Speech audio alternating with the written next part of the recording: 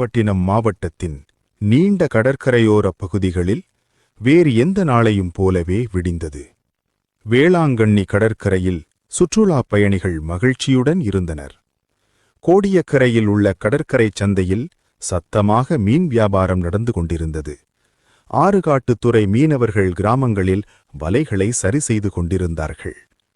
அந்த காலை வேளையில் கிராமங்களில் பெரும் அலைகள் மோதியதால் சந்தேகமே இல்லாத மக்களின் வாழ்க்கை சில நிமிடங்களில் ஒரு பெரிய அலையாக மாறியது. முன்னெப்போதும் இல்லாத அளவுக்கு அழிவு, மரணம் மற்றும் அழிவை ஏற்படுத்தியது. இதன் மூலம் ஜப்பானிய வார்த்தையான சுனாமியை இந்திய பிரபலமான அகராதியில் அறிமுகப்படுத்த முடிந்தது.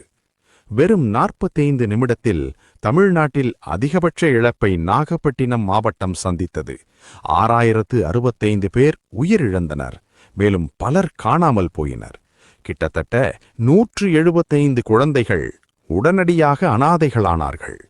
சுமார் 300 பெண்கள் விதவைகளானார்கள். கிராமப்புற பொருளாதாரம் சீர்குலைந்தது. மீனவர்கள் பெரும் பாதிப்பை சந்தித்தனர். வேதாரண்யத்தில் உப்பு நிலங்கள் அடித்துச் செல்லப்பட்டன.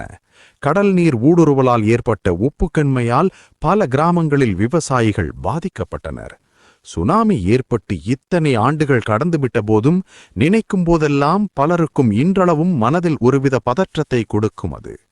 அதனாலேயே இந்நாளை கருப்பு தினமாக அனுசரிப்போம்.